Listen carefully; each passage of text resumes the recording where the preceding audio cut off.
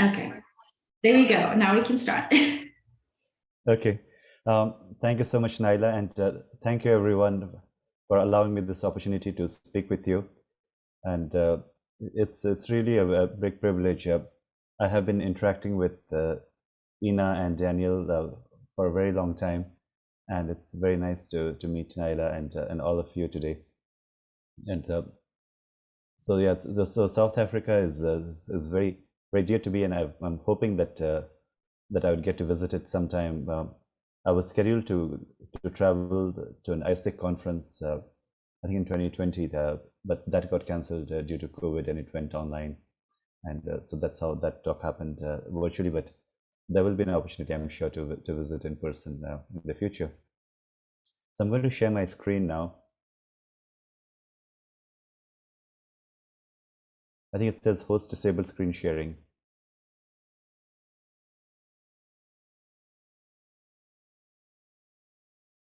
Okay.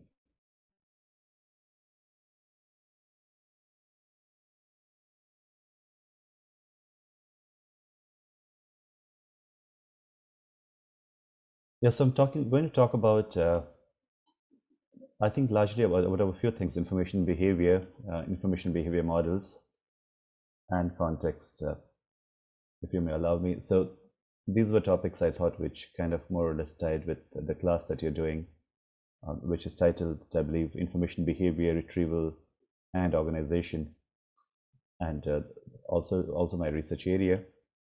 So my name is Naresh Agarwal. I'm a faculty member, professor at the School of Library and Information Science at Simmons University in Boston. And those are my websites. It's nareshagarwal.com and projectonenessworld.com. And I'll just show you those briefly. Yeah, so that's my website here, and there is this page called Research, which might be of interest to you because it has all the publications here. I think this was updated about a year or so ago. So whichever publications I could put online for open access, I put them out here. And there's this website called Project Oneness World, and it's an initiative that I started in 2018. And I've had the opportunity to interview stalwarts like Michael Buckland and Brenda Derwin and Tom Wilson, and also there are a lot of these interviews on this website. So I'm just going to play a small clip by Brenda Derwin. She's one of my favorite people in the world.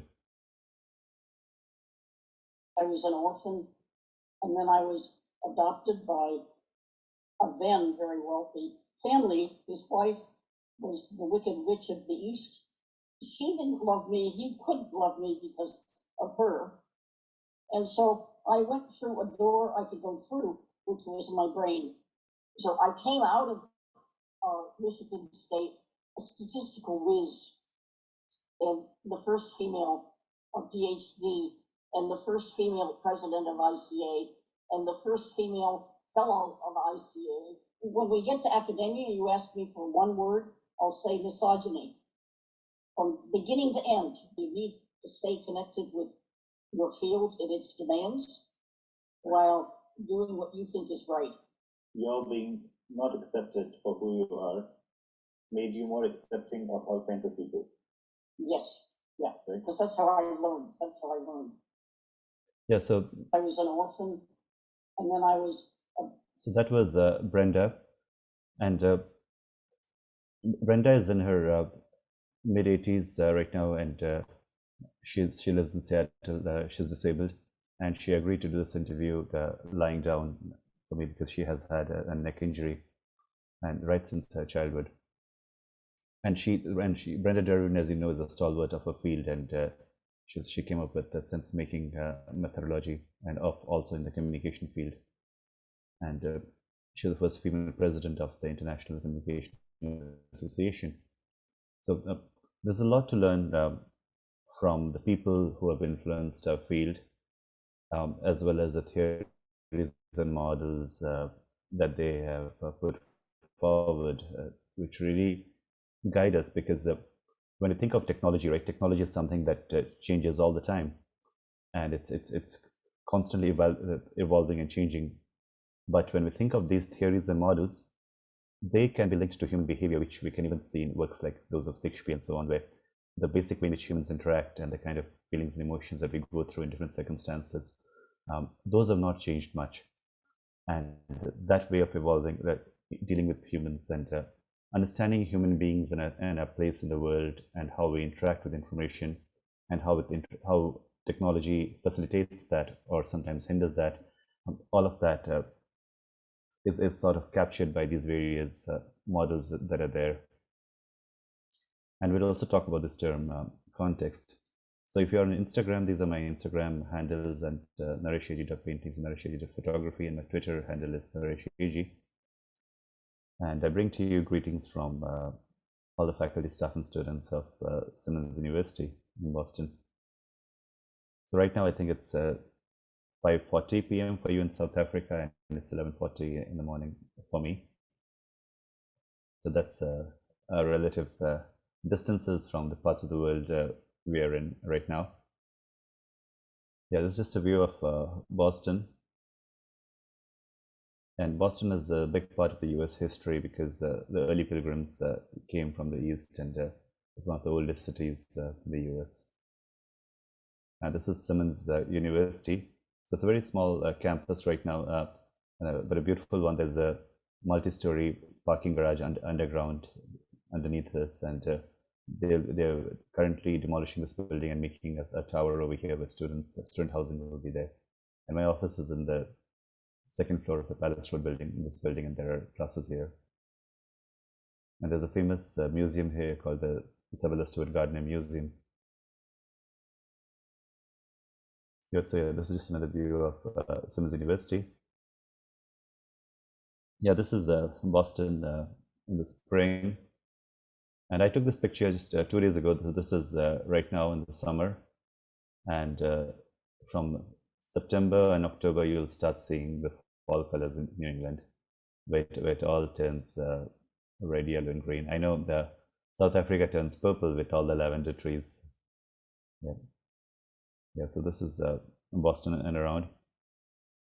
So let's talk a bit about information science. So in the chat, can you all? Yeah, thank you, Bronwyn. And in the chat, can you write briefly about what do you think information science is, in terms of what is your definition of information science? Because I know you're in the School of Information Science, I think, right? Yeah. So I want to know what do you mean? What do you mean by information science, or what is your idea of information science? And it doesn't have to be perfect. It's just about your thoughts. So if you could just take a quick minute to write that, because I'm hoping that this session is interactive and it's not just me talking.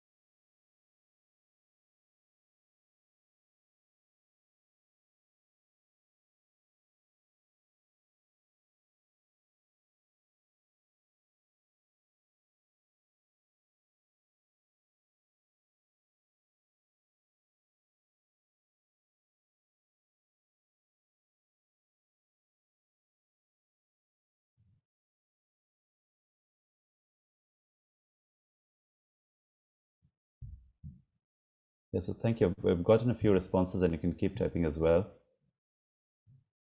So Sergio says that information science is the study of the practices into collection, retrieval, storage of information objects, and the users.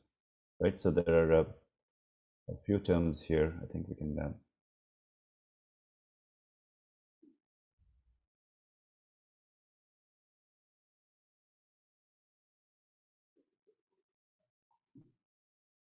Those information practices, that term came in.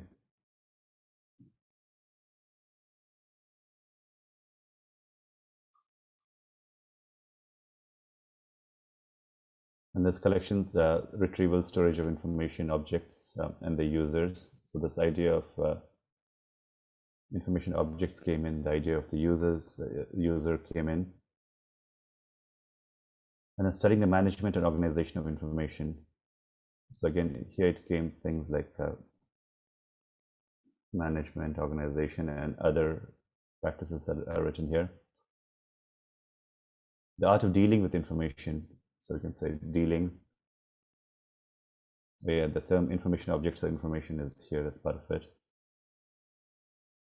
The study of how information evolves and how it is used. So then information evolution in a way, and use. A field dealing with the collection, organization, sharing of information. So again, things like sharing. There's a lot to do with turning data into information and then knowledge. So there are other terms like data, knowledge that came in. Then retrieving, analyzing, and sharing information. Again, there's information retrieval, analysis. So retrieval can be similar to seeking, right? And sharing, storing, and dissemination of information, analysis and formulation of data into information. How can we turn data into usable information? The process of how we deal with information, including collecting, storing, retrieval, and use. Anything that encompasses information and its use. And study of information behavior. So another term came here as information behavior. And the process of effectively collecting, storing, and using information. So thank you. I think so. We are starting to see some common threads in the way you all have written here, right? And so there's information practices, behavior. So and there are a number of things that can be termed this. We can also term it information interaction with information. So what I realize is that a lot of people outside of the field do not really know the term information behavior, or they seem confused when we say what is information behavior. So a simple way in which I like to explain information science to people is that if you think of it, the three nodes here with humans or the person on one side, and information on the other side, and technology on the other side. And typically when you think of a person's interaction with information, right, that entire gamut of that, and these days, especially the way it's often mediated by technology. So all of these interactions amongst humans and technology, and humans and information and technology, whatever happens in this space, we can broadly think of it as information science.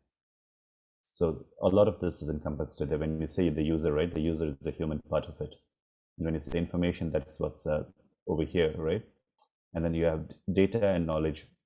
Now, in the field of information, of knowledge management is often considered a sub-area of information science, but it's also a field on its own. It's an interdisciplinary field. So when we think of information behavior, we're thinking of it from an individual's point of view, of what my information behavior. But when we think of knowledge management, we're thinking of it from an organization's point of view, a company or an organization or a library. So it's kind of a similar phenomenon.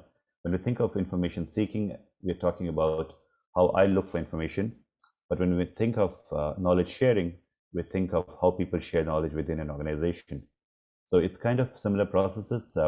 In information behavior, we'd call it information practices of behavior, which are things like information need, information seeking, information use, avoidance, and so on. Whereas in knowledge management, we'd call it the knowledge management cycle, or the KM cycle. And there we have it as knowledge creation and knowledge capture and knowledge sharing and knowledge application and use. So both of them are related. It's the unit of analysis that is different. Here it is the individual, that's the unit of analysis and information behavior. And in knowledge management, there is organizational or some project in the organization, that's the unit of analysis. Now, the question then comes in as to what is information. So maybe we'll take another stab at that as well. If you could write that down in the chat as to what do you think is information, because that's important too, I think, before we talk about other things.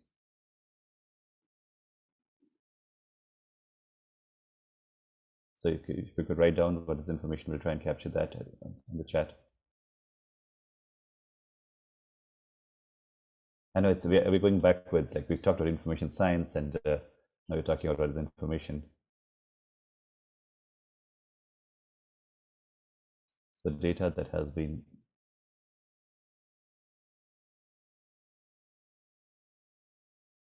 processed in some way. Okay.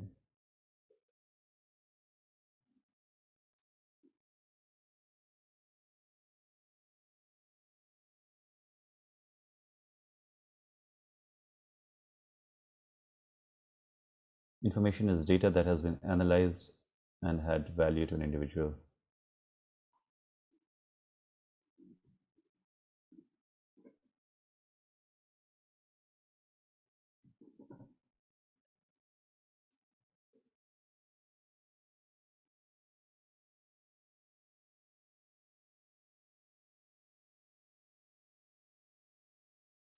It's understandable and usable. Okay.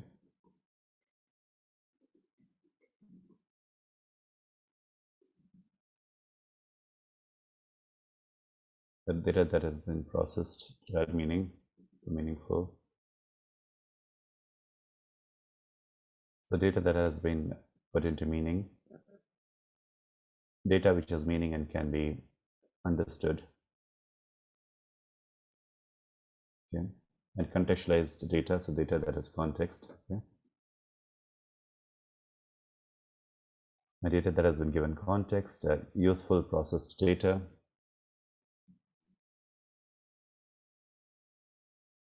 Data that can be understood and be used.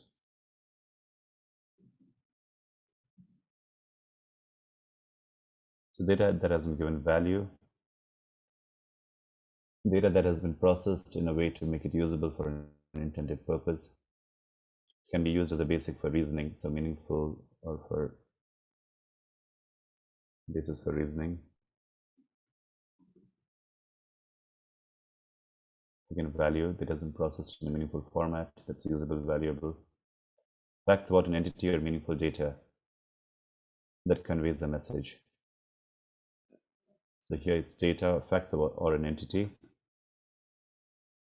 that's meaningful and that conveys a message. Okay.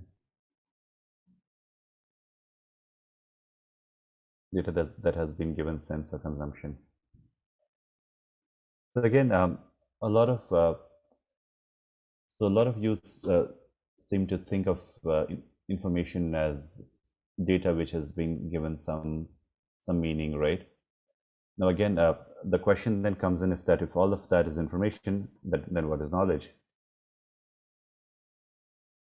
So it's these definitions, after a while you start seeing that they become contradictory or they become difficult, because by the very nature, all of these terms, right, are something. So Sean says again, knowledge is contextualized information.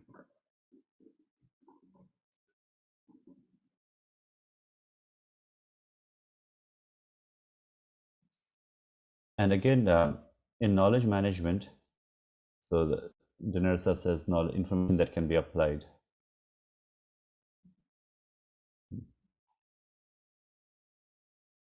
So we can have our own personal definitions for each of these terms, right? In the way we understand them, we sort of know them, but it's difficult to describe them or to come up with a precise definition. So Calvin says that's information that can be used again, right? So if knowledge is something that is information that can be used, and we also saw that for information as well, that's something that's usable. So information that has been learned over time and experienced. Okay, it's information learned over time.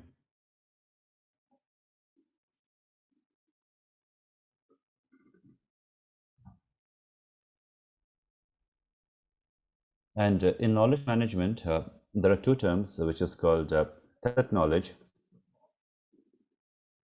and explicit knowledge. Okay. And information that has been learned over time and experience. So here again, tacit knowledge is supposed to be knowledge that resides in a person's head. Explicit knowledge is knowledge that is codified in some form and codified in the form that's something that is stored in terms of documents and books and online repositories and so on.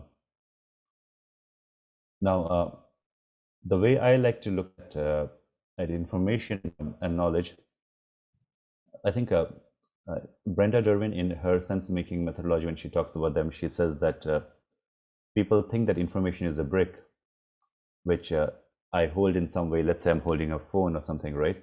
And I hold this brick, and now I'm able to throw it at you, and then you're expected to catch it.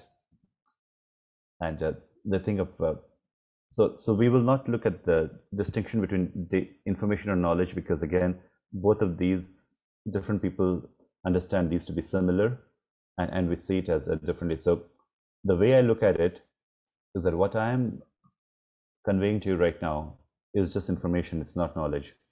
It might be knowledge in my head, but what is coming out of my mouth and moving and being transmitted over this medium is information, and you are then forming the knowledge of it in your head when you try to relate it with try to make sense of it in some way, and you might accept some of it, reject some of it, and try to make sense of it in some way, and some of it might give rise to new questions in your head.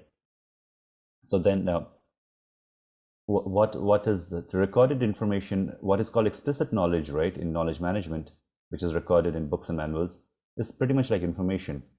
This explicit knowledge can be thought of to be similar as information, and the term tacit knowledge can be thought of as a term knowledge itself, as knowledge which is there in people's heads. And any knowledge that is recorded is information or passed over in some way. And when we assign some meaning or do something useful with it, then you can think of it as adding value to knowledge, or doing some behavior based on that knowledge or information that is there. So again, what are the boundaries that you draw in each of these is up to us in terms of where do we think information falls, or where knowledge starts. Derwin says that information does not exist in isolation. So Derwin's definition of information is closer to the definition of knowledge, where she says that information only has value in terms of particular time and space and context. Outside of it, information has no value. And Precious says knowledge is insightful information where understanding has been added to it. That's why it can be used or applied. So this is insightful information, right? With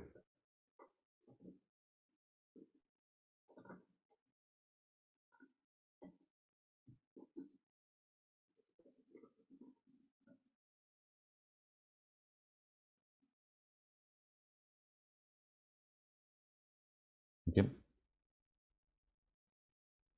So yeah, so this entire field can then be seen as information science. So where we have either knowledge or information, whichever way we like to look at it, over here on one end, and technology on the other side, and then humans on the third end. And that's also our field as well, and the way I like to describe my research area as well. So here at the center of it is the actor or the user or the person. And Derwin describes this person as a body, mind, heart, and spirit, moving through time and space, with a past history, a present reality, and future dreams or ambitions. So it's pretty much any human being, any person like you and me.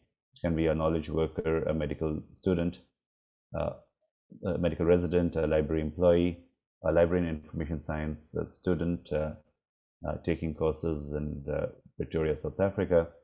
And it could be people who are connected in the evening, trying to listen to a professor in a remote part of the world and trying to make sense of what he's saying.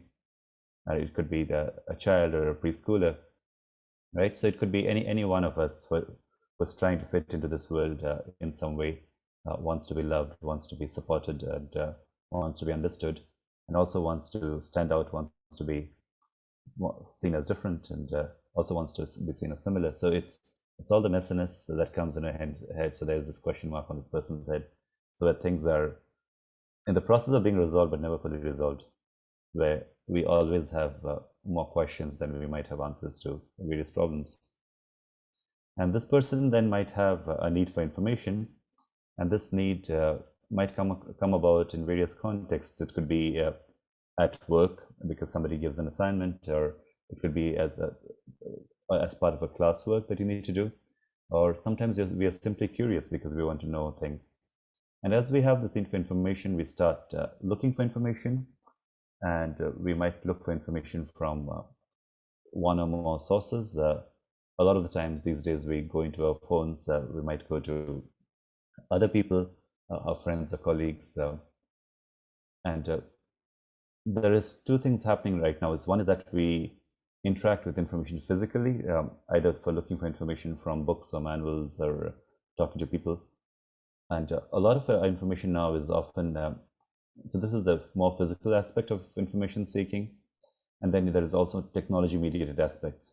So there we are talking to these personal sources, talking to other human beings through mobile phones.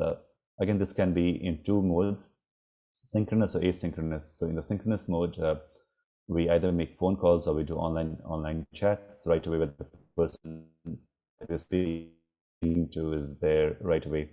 But we increasingly have asynchronous modes of communication as well, where we might leave a Facebook message or a WhatsApp message or something, and then a person responds to it after a couple of hours. And then we kind of continue in that line of conversation for days or even for hours. Or even in email-based communication where you send a message and you get a reply back. And of course, there are also times when we might feel bad because the reply doesn't come in. So that's this part of avoiding people that a lot of people tend to do. So in the last few years, I've been doing research on information avoidance, or in a way, non-response behavior. That how do people feel when their phone calls and messages are not responded to. So then, as we get information, so seeking is a term that is a broader term for looking for information, and information search or retrieval is a more limited term that is limited to retrieving information from computer-based systems. And there are also times when we retrieve information from these, but not from people directly. It is recorded information through, let's say, a Google search engine or from other websites and so on. And we find information serendipitously as well at times when we have this big aha moment when we find that we get information sort of drops in, and we may or may not be expecting it at this point in time. So I have a paper on that. Let me just briefly show that to you.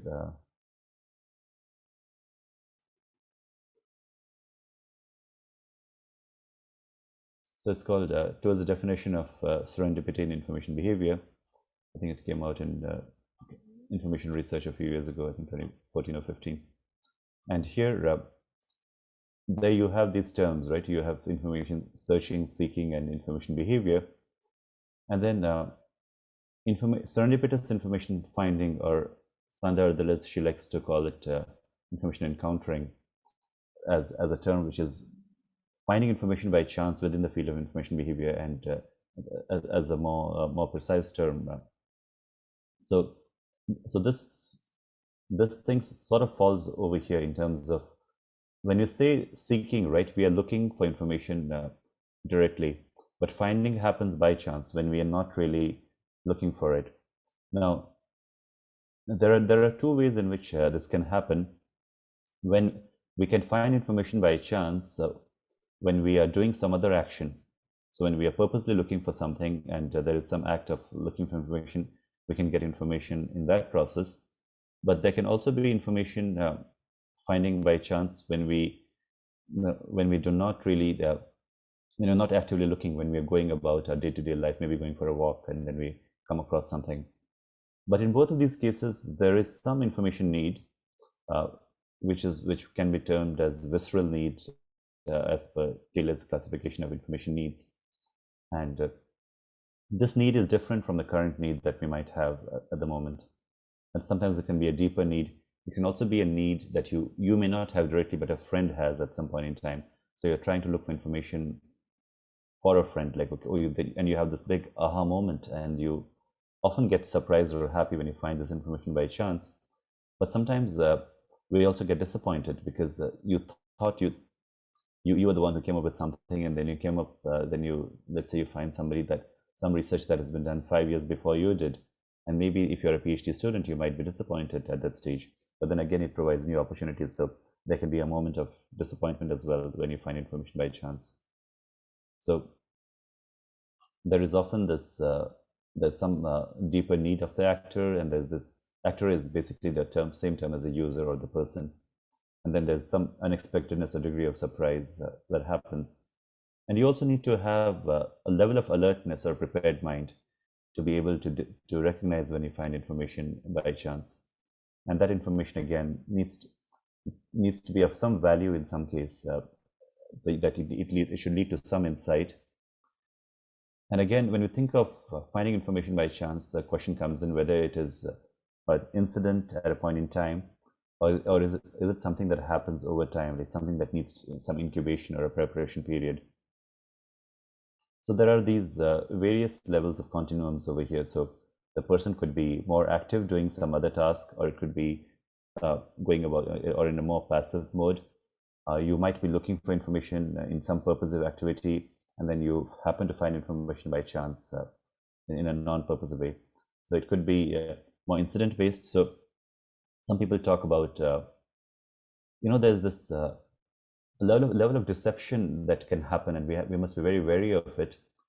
For instance, when you go to a store to buy something, and then you say that, okay, oh wow, this is something that I really wanted, or a child picks up a candy, and you find that often near the checkout lines, right, there is candies and small things that are kept, and it's kept by the store managers because they know from researches that these are the kinds of things which people don't mind picking up after they've bought everything else, and they kept them very close to the payment at the checkout lines. And again, and this has started happening now. So when we go online, right, whatever things that we think that we are the ones who are finding has been planted or placed by somebody else based on the analysis of algorithms, or based on what they think we might know. So there is this confirmation bias that goes on, because we think we're learning something, but we are tending to agree with information that agrees with the preconceived biases. And that is the reason why a lot of us tend to believe in false information or fake news, and which has had a big problem. So one of the ways to recognize whether information is true or false is to see that whether is to kind of be aware, or to have a level of alertness as to whether the serendipity that we think that we are encountering is actual, or it's incident based, like it's happening purely by chance, or we are thinking that it's happening by chance, but somebody else is doing that for us. And we often do that to our children as well, right? We kind of place things of more nutritious food in their plates, or things, kind of books that we think they should be reading, or kind of apps that they should be having on their mobile phones. So and so that we are sort of placing them there so that they use it. So there's this process again. So being aware of serendipity, or the trueness of it, truthfulness of it is important. So again, the kind of information that you find could be of low value or high value, might leading to lower insights or high insights. The degree of expectantness again may be high, very high. Sometimes you get a surprise, but a lot of the times when you're doing online searches, you keep getting new things, or even when you're scrolling down Facebook, right, you might find something unexpected, but you might not be very surprised, and then you might move on to the next thing that's there on the feed. So one is that you might have a natural degree of alertness, and you find that a lot of things in our lives happen by serendipity or chance. But as and when you practice, right, you can find that some people do have a greater degree of serendipitous alertness as well. And then the kind of finding that you have, right, it can be more opportunistic finding, again, placing things that what I was talking about, like in books or in recommender-based systems, or it can be like true serendipity. Maybe I'll also show you one other paper that Sandra and I did recently, and we have finished the paper, and it is we'll need to submit it to a journal, but the paper is complete. So it's was based on 2 or 3 years of research looking at the role of serendipity and if it matters to knowledge management. And we wanted to talk about the organizational sharing and use of encountered information.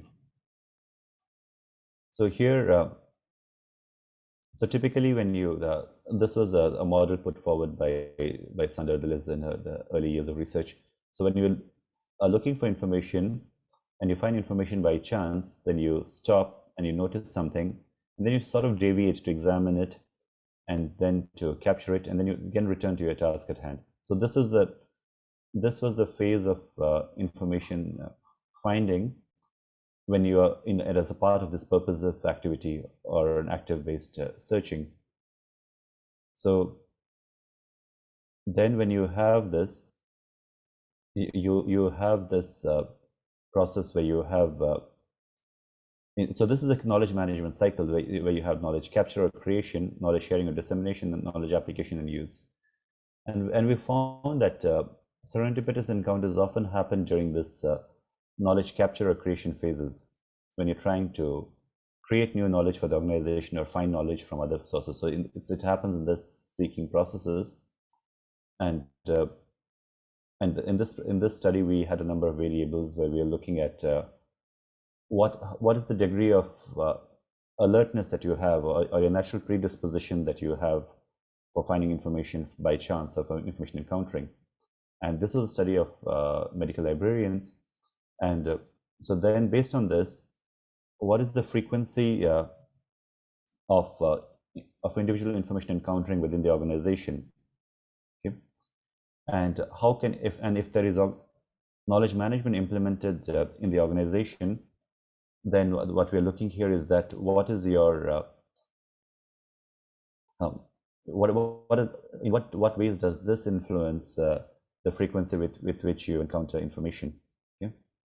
And based on your frequency of individual information encountering, how often is encountered information shared within the organization, and how often is organizational information used within the organization as well?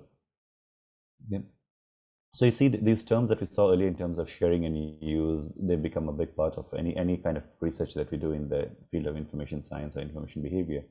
So we did a large survey study, and we had a number of hypotheses, and we tested the data, and we had like a number of results from this research, where we had like different hypotheses. Yeah, we found support for some of the hypotheses.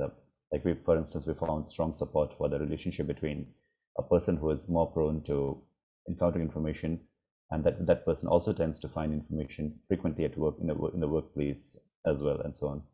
Okay. So going back to so this term here, this model. So then serendipity then becomes an important part of information behavior, where you find information by chance. And as information comes about, we try to make sense of this information.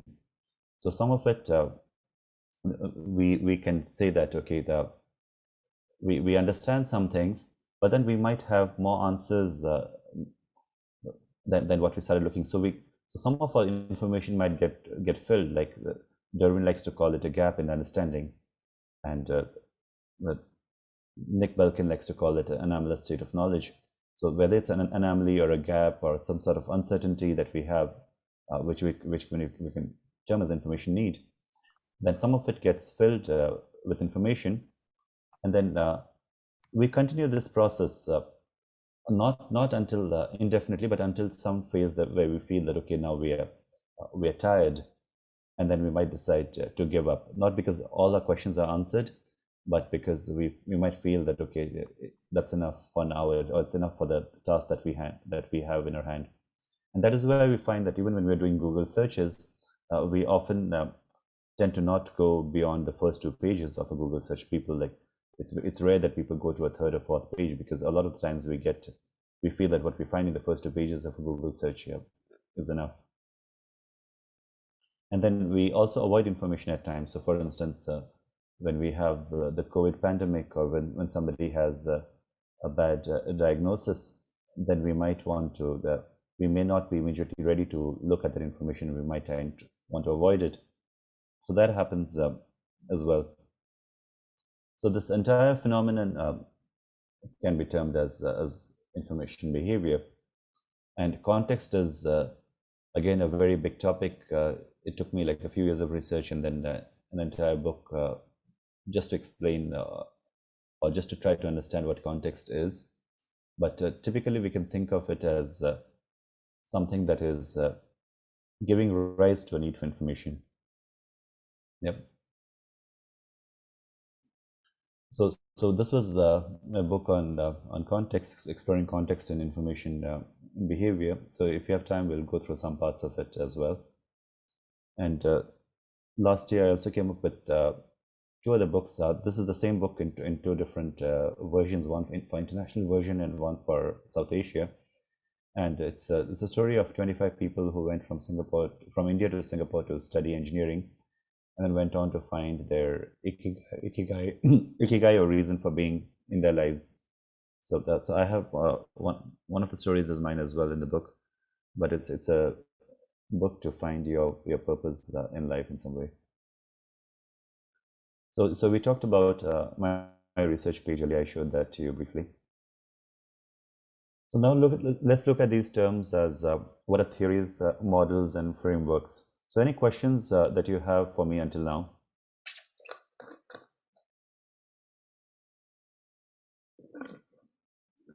Anything on serendipity or anything that I showed to you in that paper or that research? Okay, what is ikigai? Ikigai is often termed as a reason for one's being. So let me if we search for ikigai, right? You often get this diagram. So it's a Japanese concept which brings together four concepts primarily. So if you think of what you love, and if you think of what you're good at, then often we can say that that's our passion. And then if you have also combine what you can be paid for, right? So it's often rare that what we love and what we are good at, that's also something that we can be paid for as part of a job.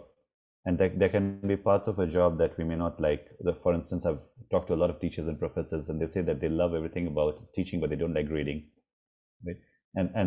So there could be similar aspects to any person's job as well.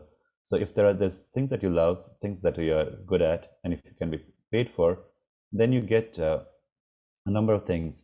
But you can also, if that also combines with what the world needs, then we can say that that you sort of reached your ikigai. So it's like a great combination, because it's something that you really love, it's something that is you're good at, something that you can be paid for, but it's also something that's useful if you're making a difference to the world. Now, this is the most common definition of ikigai, and it's a very famous one with lots of books and lots of talks on ikigai. A lot of people talk about ikigai now as combining these four things, but then it is actually not ikigai, even though it's very famous. And there is all of this the talk says that this is a wrong interpretation of ikigai, even though that's a famous one. And it's a westernized notion of ikigai in a way, is what they say, is that so these four components is not really what is there. And they say that ikigai is actually something that isn't something that you need to make money from. It doesn't even have to be something that the world needs, and isn't something that you have to be highly skilled or proficient at. And it doesn't necessarily have to be something that you love.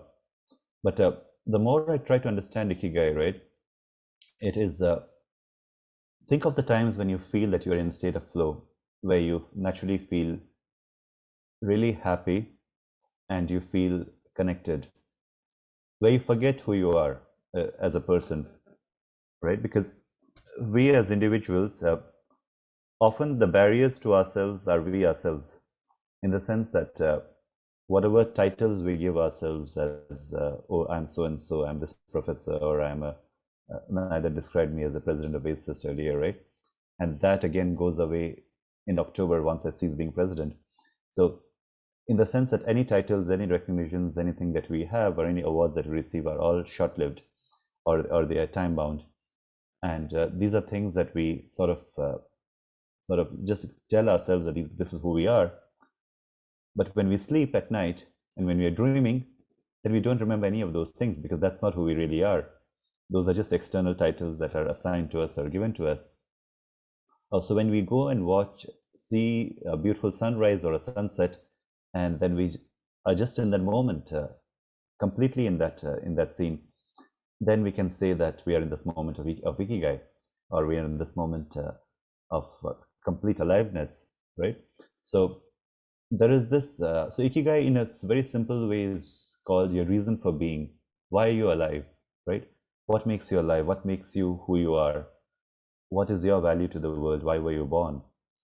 And when we think of these questions, so this this Venn diagram is sort of a simplistic way of looking at it, but it could be a very simple notion of what keeps you going, what keeps you what keeps you doing day after day what you do, whether it is teaching or learning or taking classes or going for a job or going for a walk or exercising or or loving our children or loving our parents and friends, anything that we do on a day-to-day basis. So yeah, and Sean says like this too shall pass, right? So yeah, thank you, Brenda. So all of that can be thought of as ikigai. So all of these terms I find are definitions that people come about, whether it is information or knowledge or ikigai or information science or happiness, right? But it's all evolving. This is the notions are so fleeting and volatile. They're all passing, but so we are trying to assign meaning to it in different ways. So if you think of a chair, we might call a chair different names in English or in French or in German or in many of the African languages and all of that, right? So it's the same object, but we assign different terms and different meanings to it. The object is on its own. It exists on its own. It gives us some sort of comfort when we are tired, right? So it is in a way a futile exercise of trying to make trying to assign diagrams and terms and meanings to something which is broad. And that is exactly what all of these terms are as well. When we think of what are theories and models and frameworks, they're not reality. All of these are human beings' feeble attempts to reduce reality to a few diagrams, right? And so again, I think at this moment, having said that, I would probably ask you, what do you think is a theory or a model or a framework? So I'm going to again ask you to describe that. What is a theory? Maybe you can say what is a theory first, and then we can look at other terms.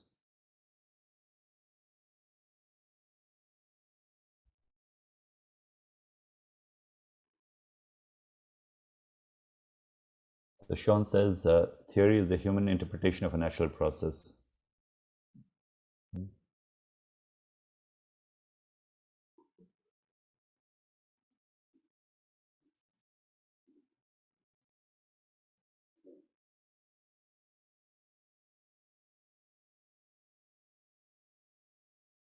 Something that aims to describe a concept.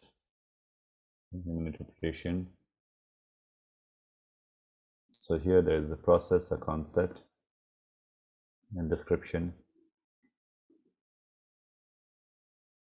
A possible explanation for something. So it's an explanation.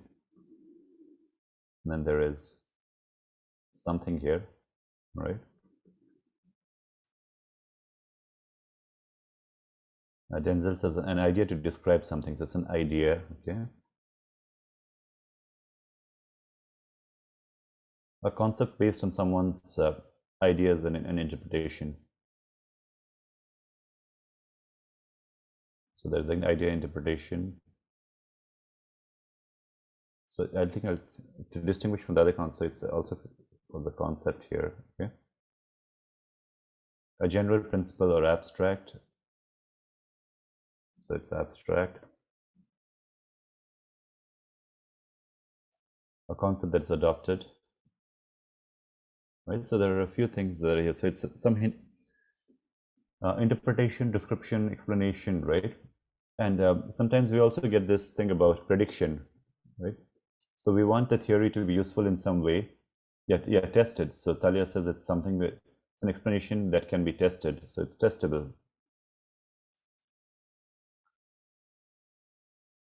right? So whether so Masala says it's like a hypothesis, okay? So hypothesis is a sort of a guess that we make. So in a way, so we're beginning to get some things, right? So one of the things that we are getting from all of your definitions here is that a theory is not reality, or it's not a natural process, but it is more of our interpretation of it, or our attempt at describing it or explaining it, and it's something that we would want to test, and it's abstract, it's not real, it's not reality. So right, so here we'd say that it is not reality, it's our interpretation of reality in a way, and we want to be able to test it, and we want to be able to make predictions based on it. And then, so if that's theory, then what is the model?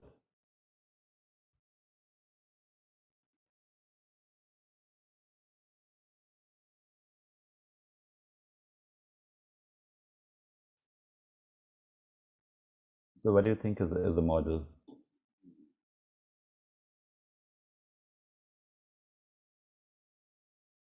So model here is again a representation of an idea or something.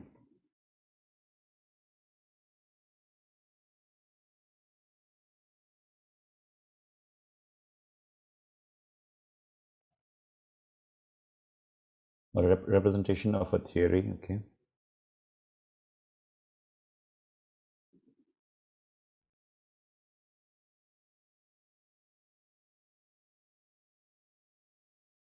Okay, so we got a few of these for now. Then what William says, how the theory can be explained and demonstrated.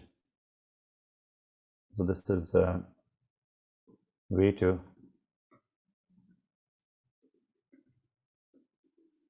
demonstrate a theory, okay. Theory or demonstration of an understanding.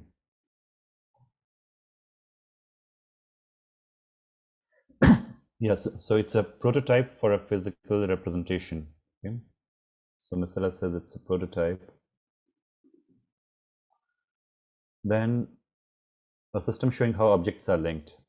So it's a system of linkages in a way, system showing linkages. Then in that case, then what's the framework?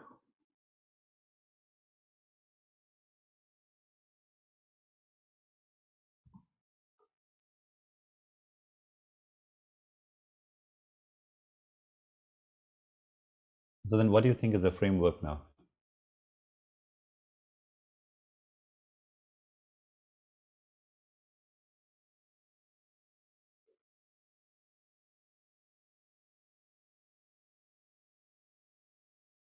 You see the difficulties with these terms, the way we were looking at information and knowledge earlier, and now we're looking at theories, models, and frameworks. A guideline of how something is done or built. Okay, so here it's a guideline of how something is done, built. Okay, and Jean says how something must be carried out. A reusable set of rules to help make sense of something, okay.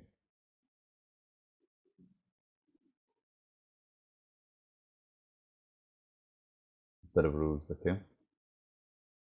The area form within which the theory can be proved, okay. Underlying structure, so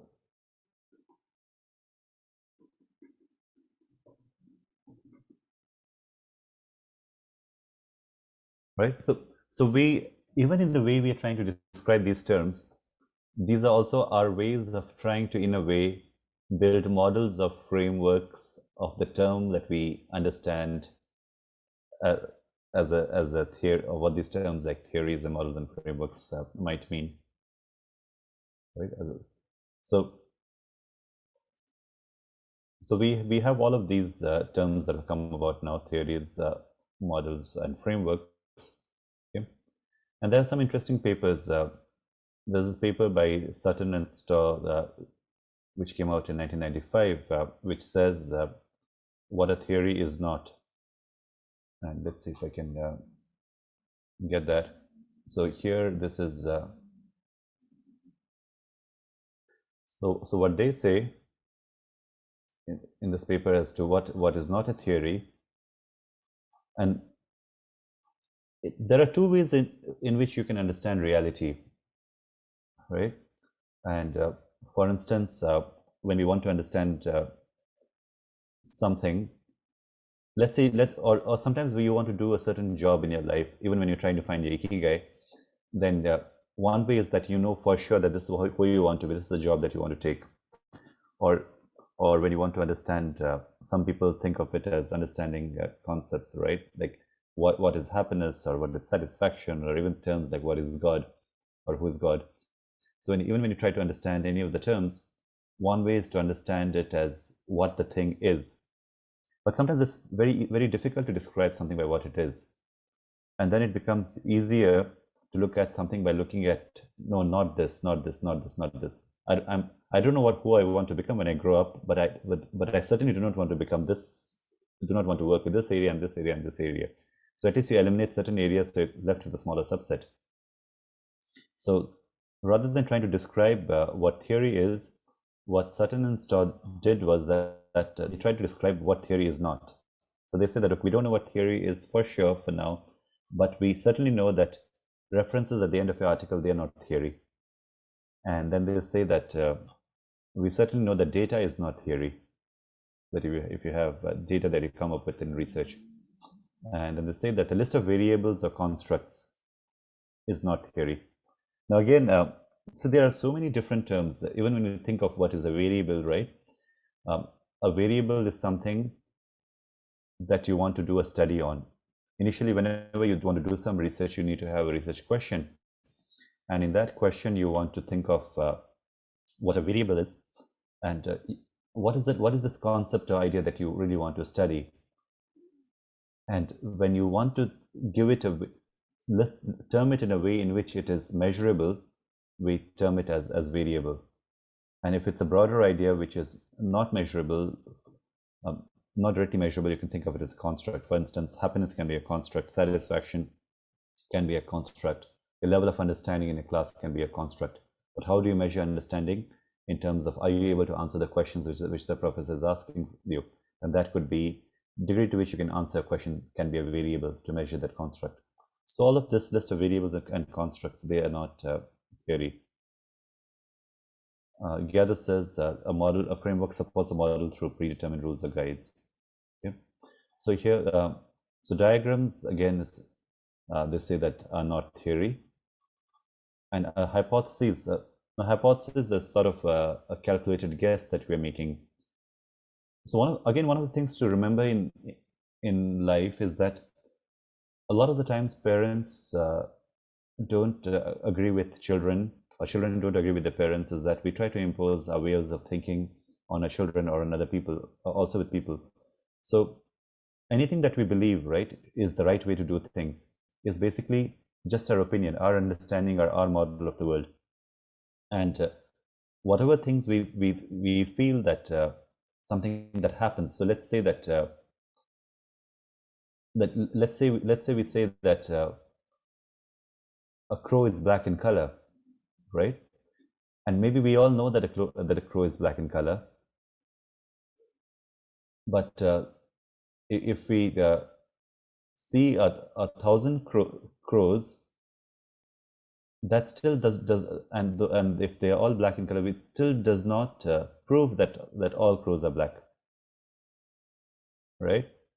And it's one fine day when you if you see a crow that's blue in color, or a crow that's purple in color, then that is enough to disprove the theory that crows are black in color. So anything that you believe, right? Any amount of data is not really enough to prove that theory.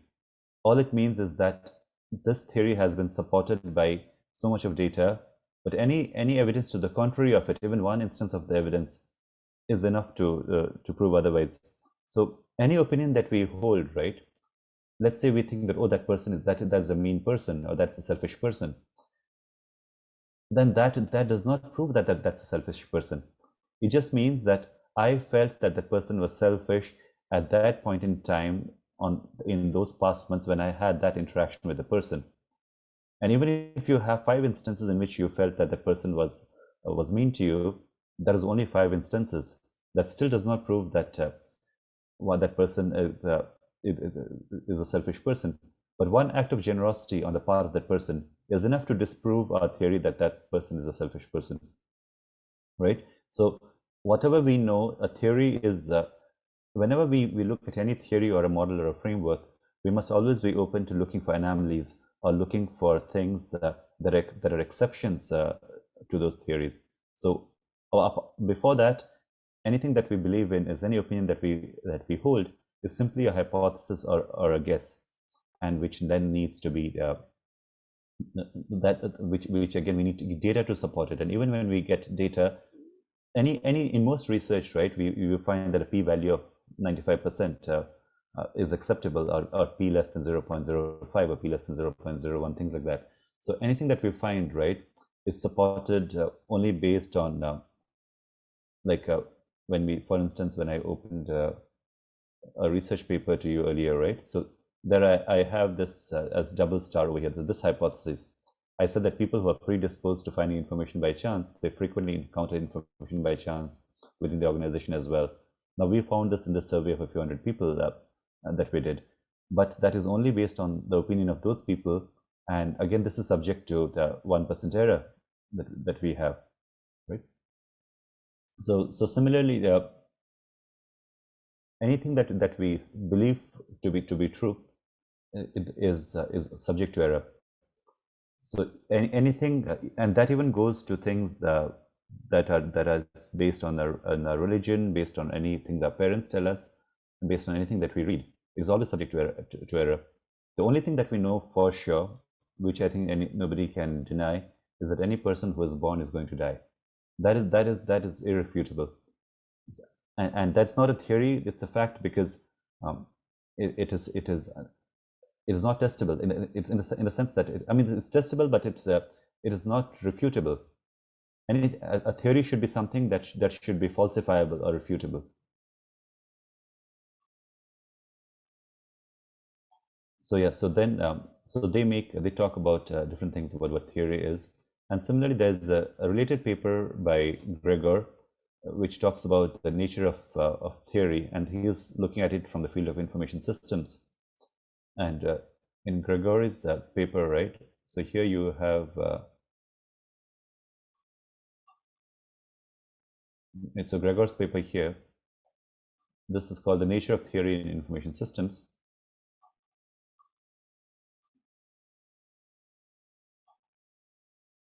So they have a few interesting things. So it says there are some differing views on theories.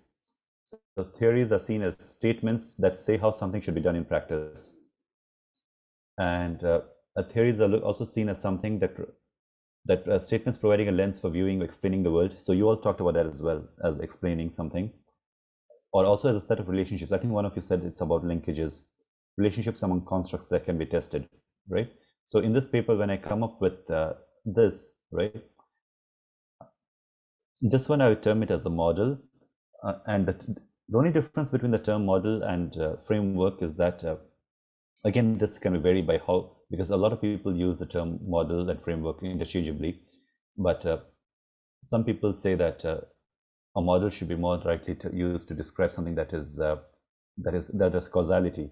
So when one thing leads to the other, so you have an arrow of individual predisposition affecting frequency of individual information encountering. So you have, if you have an arrow going in one direction, and then when that causality is there, which you can test through using a survey or experiment or another way of gathering data, then that can be seen of as a model or a causal model.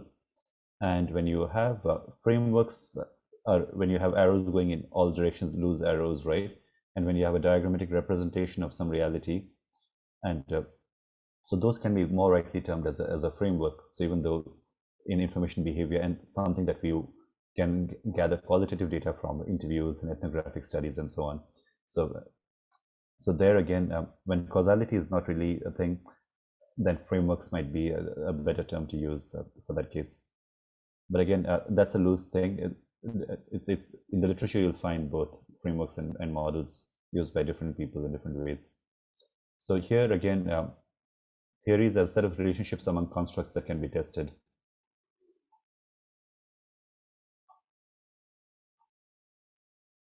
So there are a few,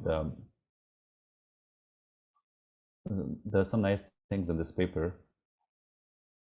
So causality, the idea of causality or the relationship between cause and event is central to many conceptions of theory. When you think of that, something causes something, right? And theory is explaining some phenomena and also being able to predict phenomena. And just we're always trying to make sense of things and make sense of life in some way. So theories help in that. But understanding of past events, if you do this, then this is going to happen, help us do some actions in the future as well. They help us predict a certain action. Okay, so let me. So there are various classifications of theories which they come up with. So they look at the types of theories which are used to analyze or to describe, theories that explain, theories that predict, and theories that also prescribe how something should be done. Okay. So they came up with this taxonomy or this classification of different theory types, and they say that as a components of a theory, they are means of representing something. They have some constructs or variables. They have some statements of relationship. So relationship here basically means the arrows that are there. All these arrows are relationships, right? And then there's also some scope as to a certain context in which you can say that where theories, where a theory would fit, whether it would apply all the time or certain times and so on. Okay, so those are known as the limitations of a theory. Okay, and so then it goes on to different types of theories and so on over here. Okay, so coming back to this.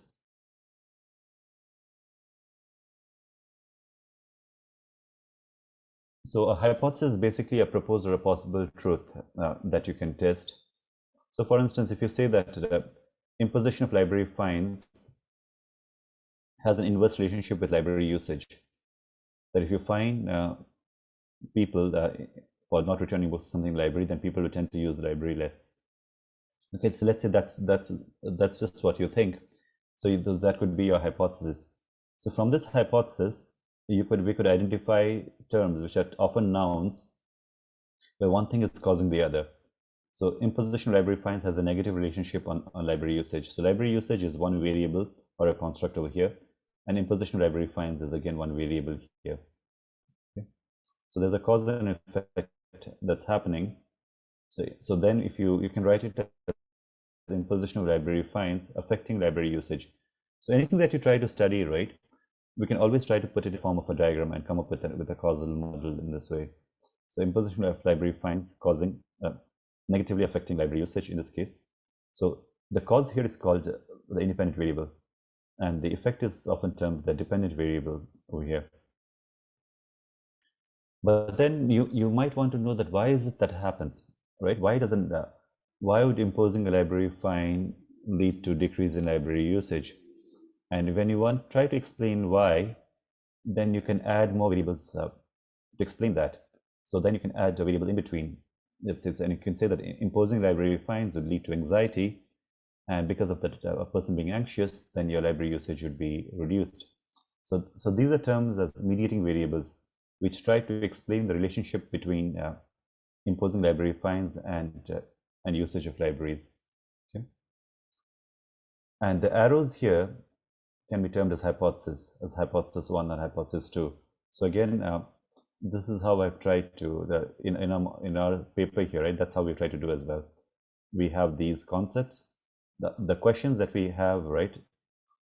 You term these questions as let's say that initially the more difficult part is trying to come up with a research question, and let's say I think I have a question listed here somewhere.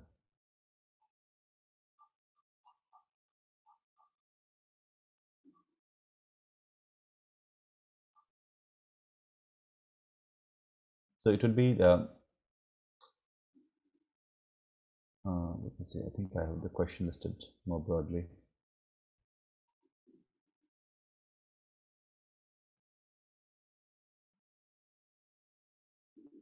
Okay, I think there were 3 research questions.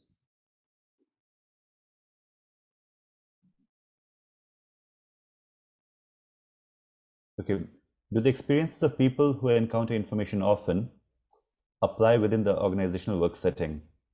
So that's one question. So that's why you have a question initially. Specifically, do librarians who are super encounters in their everyday life encounter information frequently within the library life work setting? And if individuals encounter information within an organization as part of the work, is that information shared and used? And how does the presence of organizational knowledge management affect the process of sharing and using this encountered information? So when we have questions like this, right, then we need to identify the variables from these concepts, from these questions. So first question that is there, do the experience of people who encounter information often? So we need to describe the people who encounter information often. So in the variable, you'll not model, but you'll write the phenomena. So we'll say individual predisposition for information encountering. And when we say, does that apply to the work setting as well? So then we say frequency of individual information encountering within the organization. So from that question, we try to derive the variables, and then you try to find a hypothesis, a linkage between that, which we term as hypothesis. So then a hypothesis 1, then we say individual predisposition for information encountering positively affects the frequency of individual information encountering in the organization. So in a similar manner, we can say that imposing library fines, and the imposition of library fines would make a person anxious, would lead to anxiety. So that's a hypothesis. And we can say that anxiety negatively affects library usage, right? So that's a hypothesis 2. But there are also the other hypotheses, which are termed moderator hypotheses, which are often termed more interesting. So any hypothesis that affects the relationship between 2 hypotheses. So when we have, let's say, a hypothesis 2 here, that affects the arrow between 2 variables, those are known as moderators. And these are more, any research area which has more moderators is supposed to be more evolved, in the sense that it is looking at more interesting questions now. So now, not only are you trying to look at that a person who is predisposed to information encountering will frequently find information, but you want to understand what are the times does this happen? So if there is organizational knowledge management, then we are saying that this person who's encountering information by chance will now tend to encounter information that will encounter information faster or something, or that maybe this will affect it in a more positive manner. So how something can affect a phenomena. So here when we say that imposing library fines, right, will negatively affect library usage, but we'll say that will only apply to people that it's based on a person's perception of money. If there's a person for whom money is not important, or a person who has a lot of money to spare, then this may not be a big deal, imposing library fines. So now we are putting a condition under which this hypothesis may not hold, or may hold in a different manner. So this kind of variable is called a moderating variable, or moderator. So what I just showed you is a very simple, or a very brief way of developing a model, or from any phenomena or a question. Okay. And there are various examples of theories. There is this thing called, there's this whole website on theories used in information systems research, and there are lots of types of theories that are listed. And these theories, again, so when they say theories, some of these are frameworks, some of these are models, some are called theories. And they become accepted or not depending on how, if various studies are carried out to test them over time, then they become more accepted. So for instance, there's this model called the technology acceptance model, and which says that people are more likely to use a piece of technology, let's say an iPad or iPhone or something, if they perceive it to be useful, and if they perceive it to be easy to use. So your perception of usefulness and ease of use become your independent variables, and then your actual system use become the dependent variable over here. And similarly, in our field in information science, there's this book called Theories of Information Behavior, right, that you all must be familiar with, and which has a listing of various kinds of theories that people have come up with in our field. But all of these theories, again, are whether they're theories or whether they are models or whether they are frameworks, right? They fall in all of these various dimensions. But we can think of it as people's ways of trying to explain the phenomena. Okay, so any questions until now? I know it's been like more than an hour, and you all must be tired, but I can take a few questions at this stage, and then we can then continue. Anything that is not clear so far, or anything that you want to? What comes to your mind? I think, yeah, we can just take a few more minutes of questions before we go on to my paper on unifying models.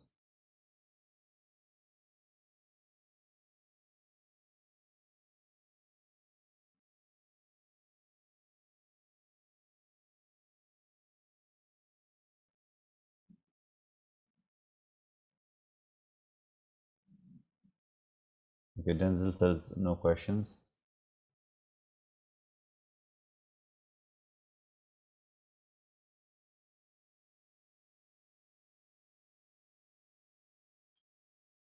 You want a 2-minute break and then think through questions, and then we come back again? Okay. Yeah, I'll just let you gather your thoughts and put any questions in the chat for 2 minutes.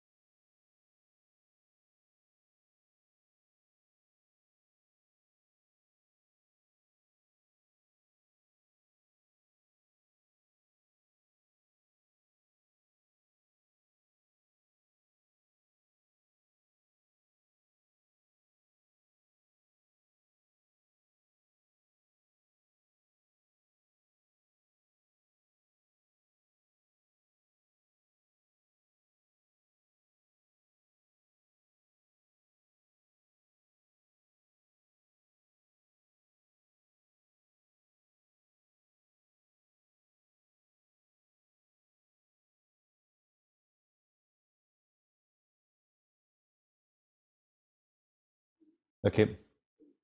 Any questions?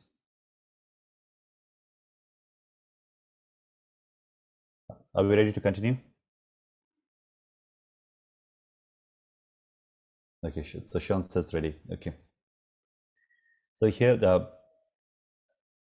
so far we've looked at what a theory is, what are the components that make a theory, right? Models, frameworks, the variables, constructs, relationships among them, and hypotheses that we try to have that we try to show as arrows within that inner frameworks and models.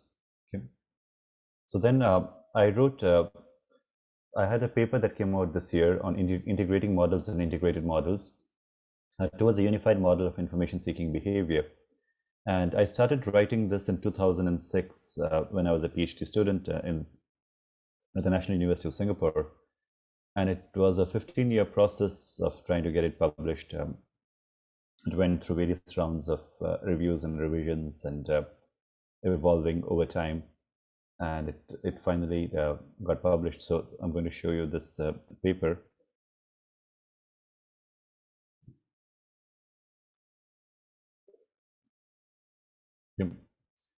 So this is the paper. It's an information research called Integrating Models and Integrated Models. So if you just go to information research, right, and you'll go on the first link will be the journal, and from 2022 it's the first issue, and you'll find the paper over there. So here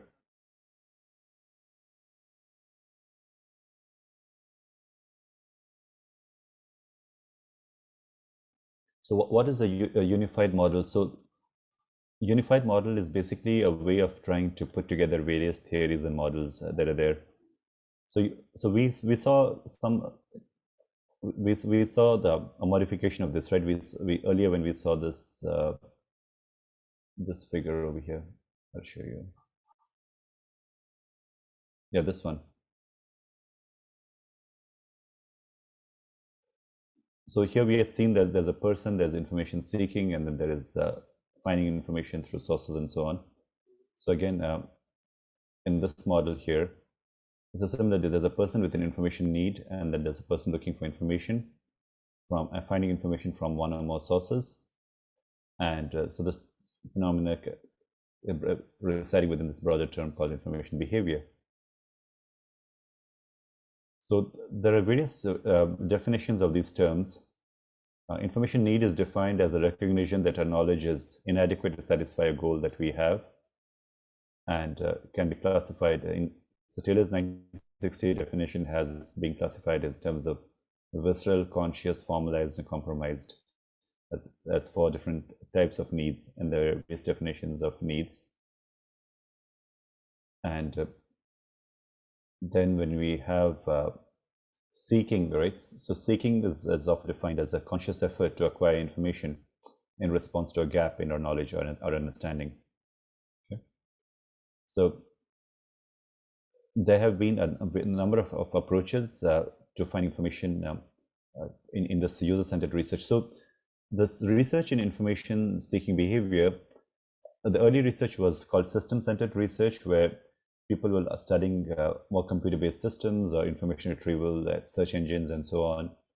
And at some point in the later part of the 20th century, right, the focus shifted more towards user-centered research, understanding the person or the user as or what Darwin likes to call the body, mind, heart, and spirit.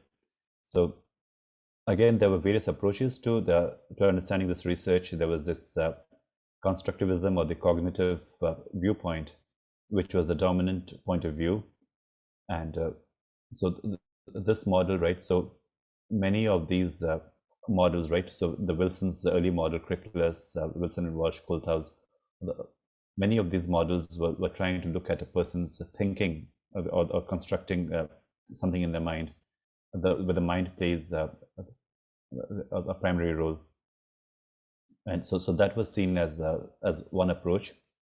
And second approach was called constructionist, or a social approach, where Elfrida Chapman's researches on information poverty and researches on collaborative information seeking, all of these were looking at social approaches or any kind of research that is on collaboration and all, right? So things where our interaction with other people affecting us, that was seen as in some of the models. So the 2 dominant approaches here were cognitive and social, and then there were also system-centered approaches as well, which is not looking at it from a human point of view. Now, and there were other approaches like affective approaches, which were looking at the role of emotion in information seeking and all. So these are some broader meta theories explaining these models in kind of broader terms. And there have been various prior attempts at integrating models. Different researchers over the years have tried to come up with models which combine different models. Okay. And then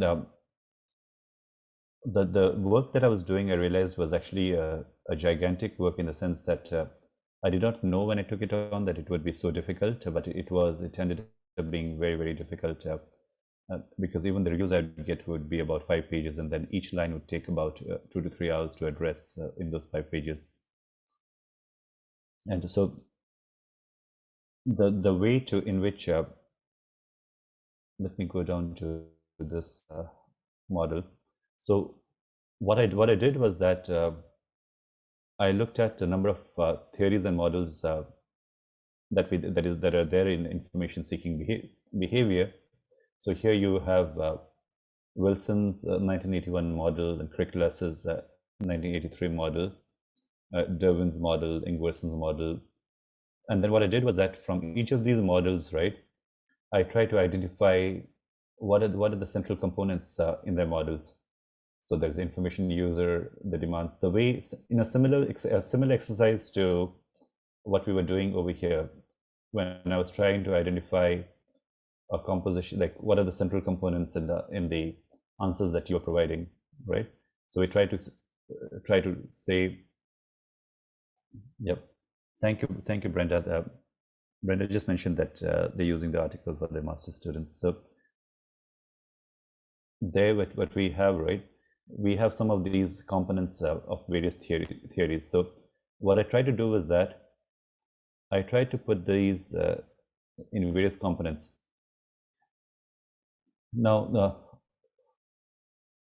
if we try to understand what is information seeking behavior, there are a few things. There is a context of the person, there's a context, and there is a need, and there's the activity, which is either seeking or searching, evaluating, processing, and so on, or using.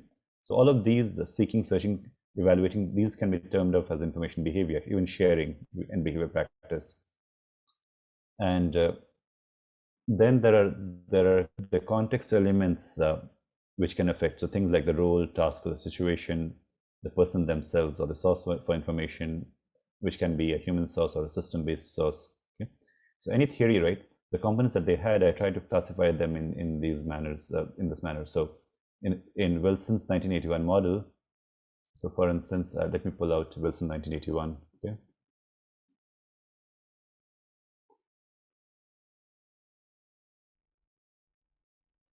So this is Wilson's model of information behavior, information seeking behavior.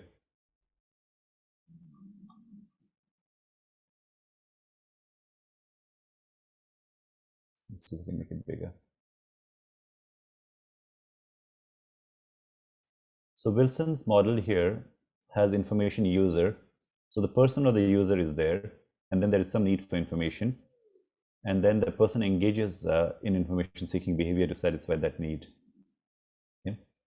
And then to satisfy that need, the person might make a demand on some information on computer-based system, or on other kinds of information sources.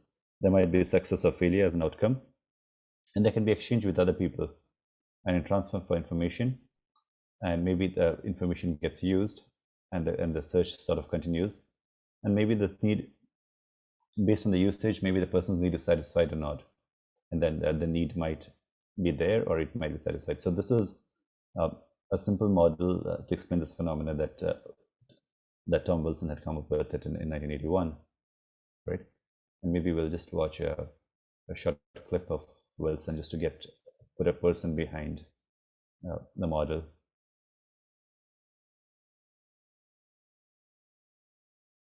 I was born on a little rural railway station. So I think so little in my career has been planned that probably serendipity has been dominant. Well, I had a headmaster of a primary school, and he said, don't call me sir, and Mr. Holmes, I don't have a knighthood. So ever after that, I've been reluctant to call people sir. What are some life principles or values that guide you? I think that's that everybody should do their best. You know, you can't ask any more of a person than that they commit to something fully and do it to the best of their ability. If they're doing that, they're doing a useful thing for humanity. Tom Wilson.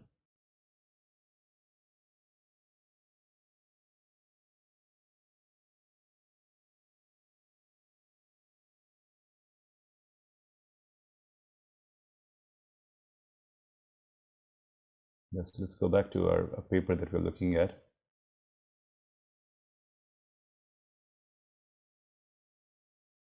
Yeah, so then you have all of these things in that's in Wilson's model, right? So you have the user, and the source here is demands on information systems or on other sources, and then you have information need over here, and then there was information seeking behavior, and there was an evaluation of the process whether it leads to success or not, whether there's a satisfaction or non-satisfaction of a need, and then there was information use, and for sharing there was information exchange and information transfer.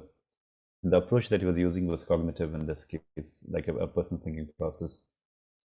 And so then there's similarly there is Kriklas, Jervin, Ingwersen.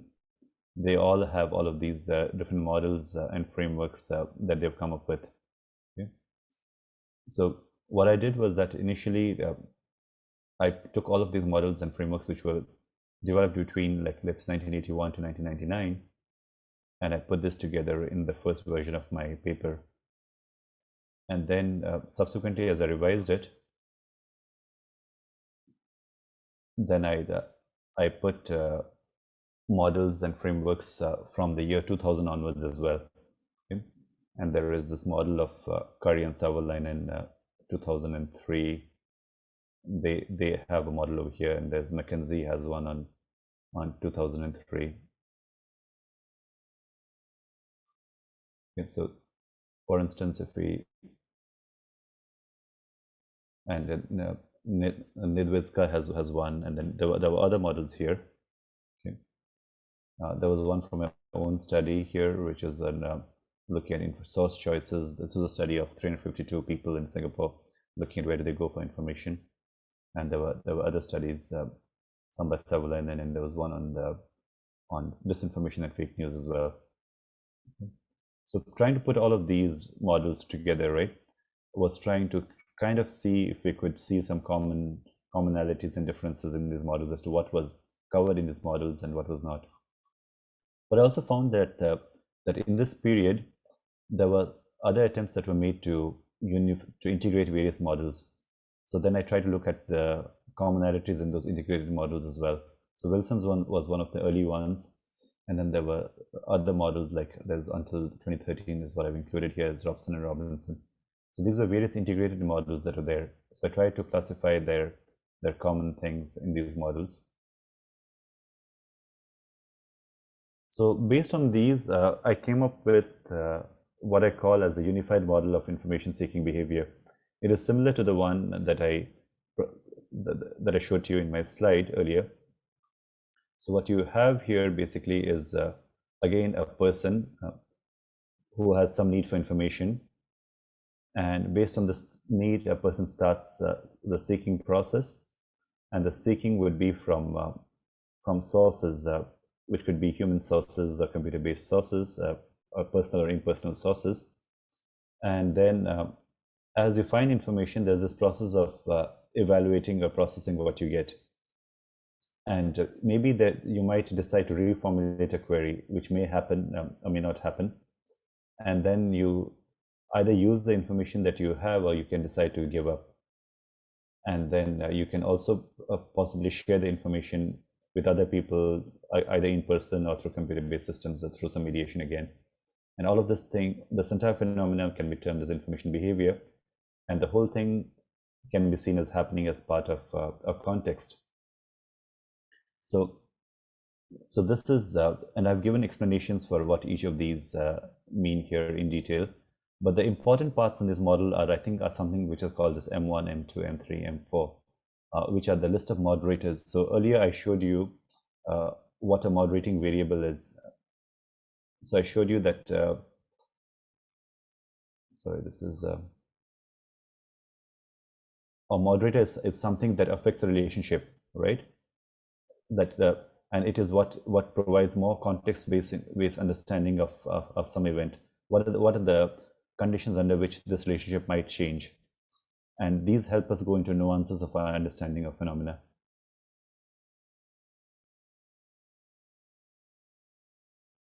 Okay, and yeah, Naila says that this table is very useful for those doing the research papers in information behavior and retrieval.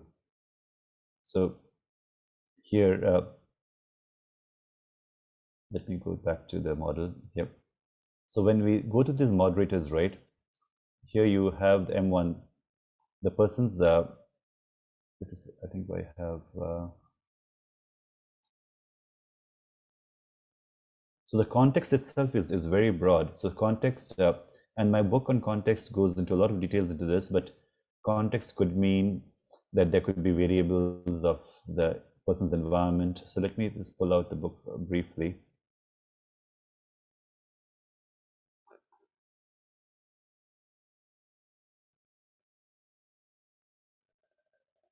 So this is exploring context in information behavior, and this book has 5 chapters. The first chapter goes into why context. The second is a very detailed literature review. But the most important chapter, I think, is chapter 3, which goes into understanding and trying to come up with the various models and frameworks here in trying to explain what context is. So I will not go into a lot of details of the models here right now, but one important thing that I then try to do here is try to map what context is based on 7 elements of context. So I say that context of a person's information seeking behavior or information behavior, right, is a combination of the person themselves, the actor, and the person's need for information or the information that is required or requested from an information search engine or any other source that's there. And this need arises as a part of the environment, which could be a workplace, or it could be a person's personal life or any other setting. And based on this, there's either a task or an activity or a problem or a situation that is there. And you look for information from either a source or a system, which can be or through some channel. And the way you look for information, or whether you look for it or not, is dependent on the relationship that you share with the source, the actor-source relationship. And all of this is dependent on time and space, so happening at a particular point in time. So if you pick up any study on information-seeking behavior or any study in a field, you'll find that it will have variables incorporating some elements of one of these 7. Either the person is involved, or some task is involved, or some form of information behavior is involved. So behavior itself is outside of it, information behavior or seeking. These are all the things that affect the seeking process. So that's why it is, I call it context over here. And so you have the actor, and then you have the environment, and then there's some task or the problem situation, and based on this, you look for information from one or more sources over here. And then what I have here is, so there is one useful table from your research perspective. Yeah, this is one which is on pages 105 and 106. So for each of these variables, I've tried to look at how they have been studied in research. So for environment, the type of environment as organization, social network, culture, physical environment, and diversity of environment, role of stakeholders, and so on, the culture. And in terms of task, again, nature, goal, dimension, complexity, importance, urgency of the task, and so on. And again, the need for information, then variables about the information that's required, variables over the actor, the habit, demographic, gender, role, mood, and so on. Variables about the source or the channel, the quality of the source, the accessibility of the source, and so on, communication difficulty, actor-source relationship, degree of comfort, degree of familiarity with the system, and time and place for interaction, and so on. So based on these 7 elements, right, we can come back to this. So these are the various ways in which the context can be described over here as context as elements of the unified model. And then you have other moderating variables, like for seeking or searching, right? If the person decides to address their need, they begin the seeking process, of which searching is a subset. And seeking may have different modes, such as active or passive, and they may take place in multiple stages, as in full-thought stages, and require different strategies and cognitive activities.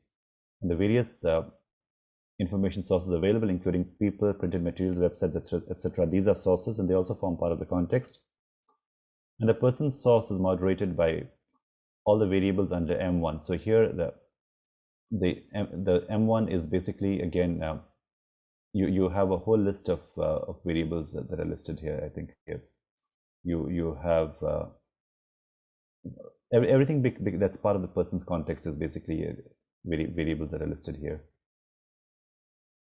And then characteristics of the source, such as the channels, source quality, and ease of use. So the idea here is that when you're designing any study, right, you could take this broader phenomena, and then you could choose this M1, M2, M3, M4 as something as part of this larger table, and anything that is there, and which you can form as a variable in designing your models or your frameworks for your research studies. And then based on this, right, what I do next is I try to map out how this model that I proposed here maps with the earlier models. So how this model, in which way does it map with Wilson 1981 and Wilson and Walsh's variable over here, how they have context over here, and how there's context in this model, and other variables. Moderating variables over here are like psychological, demographic, role related other variables, which Wilson and Walsh have listed here. And this is Brenda Derwin's sense-making methodology. So here again, Brenda Derwin also has context in her paper, and then she has situation, which is a task, and then bridges here is also part of the context. And then you have, as you have this need for information, right, this need is classified here as gaps or questions, confusions, and muddles. And the sources of information, again, you have sources, channels, and the relevances here, here I call it as part of the context. And then this entire process of sense making and unmaking, again, this relates to a few of the components of this model over here. And finally, you have an outcome based on like whether it's a positive outcome or a negative outcome or impact of that process. Okay, so the rest of it is the process of trying to see how this unified model maps with the current existing models. And so I've provided like diagrammatic examples of a number of these. So many of these could be termed as frameworks rather than models, because they have arrows going in multiple directions, like even bidirectional arrows and so on. And why this paper is important is because I think it's sort of an ambitious attempt of trying to put all of these various models and theories that we have in a field over 2 or 3 decades, and trying to put them in the form of a single model to kind of unify them. And then I kind of extend that model to come up with a model for not just information seeking behavior, but have other forms of information behavior. So then I incorporate things like avoiding information stopping, information distorting, and information encountering as well, organizing, storing, disusing, many of the terms that you all came up with in the answers that you gave, information creating and sharing and diffusing, collaborating, so there could be more than one person with a need and you can be working together. So in the book, I have a lot more explanation on the collaborative behavior, and all. Here you have like where I describe part of what I call as shared context in this. Oops, I think there was, yeah, this is a shared context of 2 people's and the information needs coming together.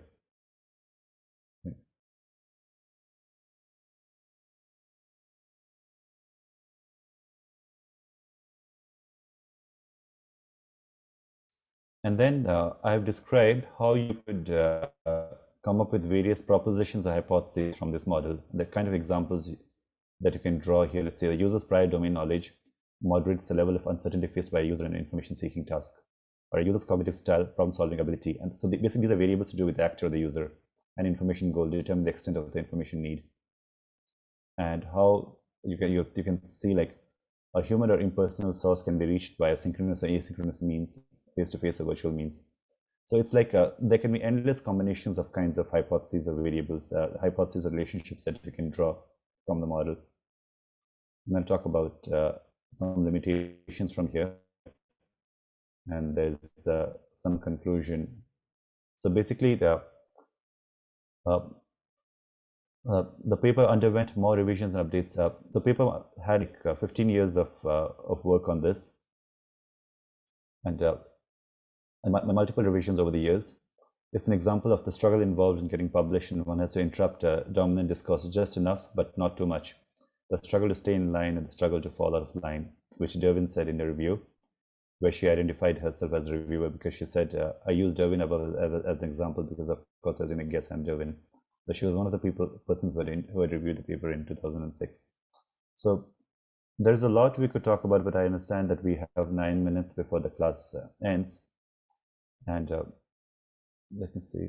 So we talked about, so this was the paper that we briefly looked at, and we also looked at the book just very briefly. And I think we could sort of stop there, I think. Yeah, I have a whole lot of slides on the book as well, but we could those could be for another day and another talk on context in itself. But I think we could end here for now, and then I could take some questions. Thank you.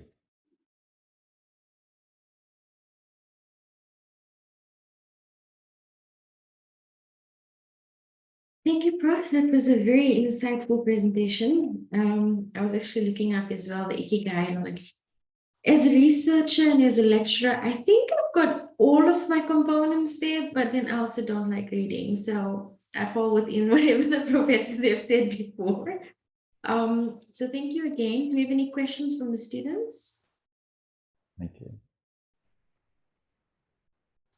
So Sean says, what was the biggest issue with creating unified theory? I think the issue was of knowing that you know and realizing that you don't know. And as you try to, what happened was the paper probably went to all the stalwarts of the field to review. And the kind of questions which they were asking me, I did not have the knowledge to answer them. So it would take me about sometimes months or even 2 or 3 years to even gather the understanding to begin to address the reviewers' comments. And that's how the paper became like a 15-year project, in the sense that it was, and the similar thing happened with the serendipity paper as well. So I think both these information research papers were kind of difficult. That one took 4 years and this one took like 15. But I think you have to discover more and more and more about it and then be able, like people told me I had to go back and describe the methodology in greater detail. And then what would happen was that by the time I'd write it, more research would come out, and I had to update my review again. I had to include new models, and so it was something which can be extendable. But Derwin likes to call it a methodology in a way, rather than this paper simply as bringing papers together, because then somebody else could now use this process of what I've done in this paper and apply that to any field. For instance, you could do a paper integrating various models in knowledge management, or various models in psychology or some other field, and you could extend these models over time. So I think it was kind of ongoing work, and with more and more, the more you do, the more you realize there's more work. That kind of a process, I think, which made it difficult to have it done. So Bronwyn asked, did you ever feel like giving up on the whole publishing process, or were you determined to get it published? So one of the ways in which I handle that, Bronwyn, is that I try to work without getting stressed, and that's kind of my life principle in the sense that I don't like to stress people out, and I don't like to take stress. And then what that means is that because that's one thing I've realized is we tend to think in life that we are doing something important, but it's actually not important. 500 years down the line, nobody cares whether this paper came out. Okay, even if they care, that you would not be there to see it. So in the sense, so it doesn't really matter. So what matters is that we're kind of thinking we're getting somewhere, but we're just on a treadmill and doing trying to give meaning to our lives, but ultimately we are simply spending time in a way. That's what I think. And when we're trying to spend time, like Alan Watts likes to call it, they say that life is a journey. You're supposed to go from school to college to getting married and kids and jobs and all of that. But it says life is just a party while the music is playing, and you are supposed to enjoy the music while it lasts. You know. So in that sense, if you think of it in that manner, then I think there is no anxiety. Then you just do it because you feel like doing it. You pick it up whenever you can, and if it gets published, it's good. If it doesn't get published, it's all right as well. So I think from that point of view, then it's all right. I think it's only when we try to set deadlines, when you try to be anxious about things, then I think you want to give up and all. So I have this tendency of picking up projects over long periods. And I'm able to carry them on and take longer term projects because of that. Because I see everything as something that you're doing to spend time and not something of great importance. Importance might be assigned by people, but it's really nothing. It's just you're trying to do some things to fill time.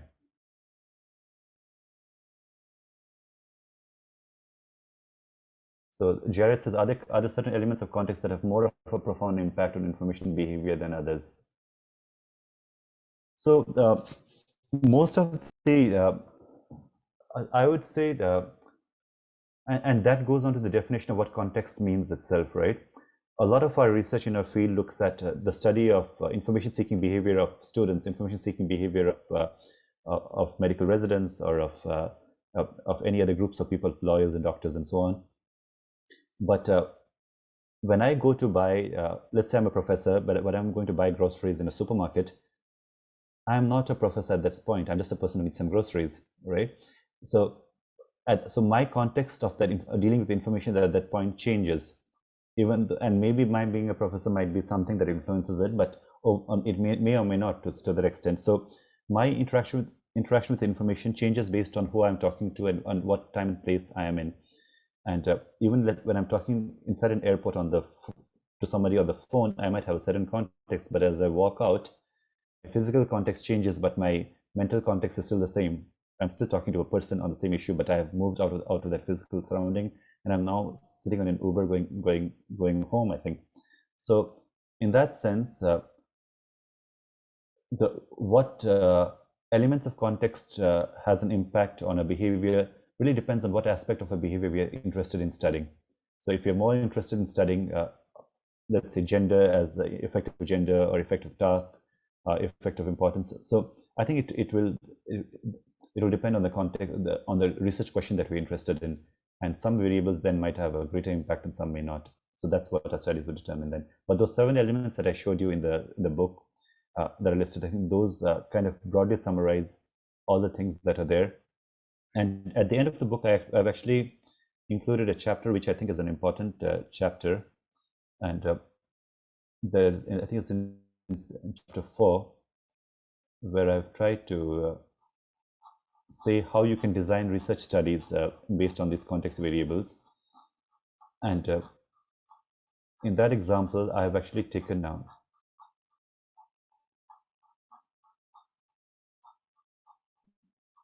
Yes, so I've taken all these variables of context which were there based on the actor, the task, environment, and then I've seen how you can pick certain variables.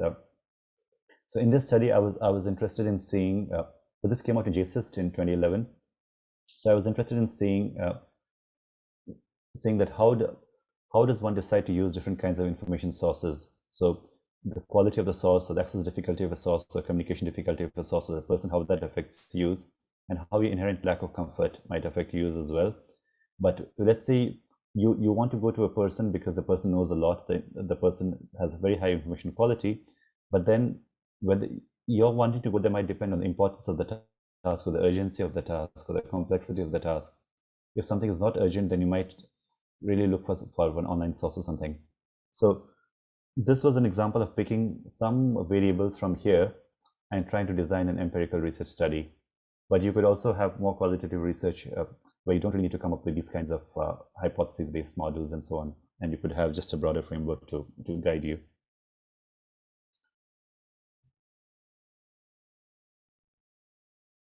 Yeah, and are there certain elements of context that are more, we talked about that.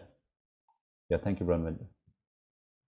Bronwyn says that's a great way to view things. Any other questions? I know we have reached just on time, but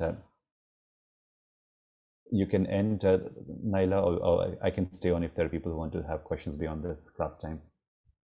Okay, I do want to say that the presentation that Prof has given is not just insightful to us, but it's also very motivating. As you know, the students now, they're doing the research papers and they're getting a lot of feedback now. And it kind of demotivates them to see more red than they see their own text, I think. So the fact that Prof said it takes 15 years with a lot of iterations on certain projects does give them a little motivation that even a professor does take criticism and uses that to actually do their own research. So thank you so much. Do we have any more questions from the students?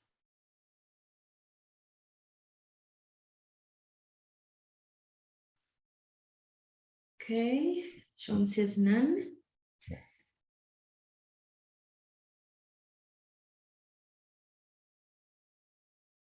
I think they're still absorbing all the information Prof has given.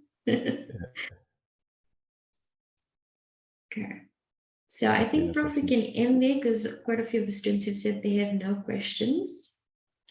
We really do appreciate the time you've taken. I know it was also a little bit of a short notice for you to get us, get an invite from us. So thank you so much. And we appreciate the presentation. Thank you, Naila. Yes, and Bronin says, are we able to send an email if we think of anything afterwards? Yes, please feel free to email me with any questions that I can have. And if you want to have a Zoom session as well, I'm happy to do that if you want to have certain things that require explanations. So thank you. Yeah, thank you, everyone.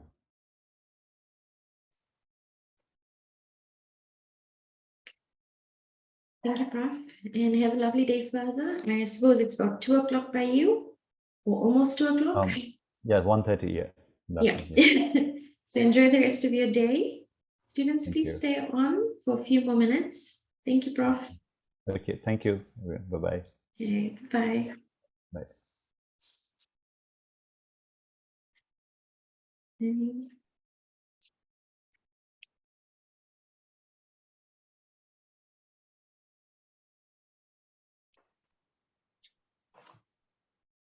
Thank you for participating tonight, Nana. Right.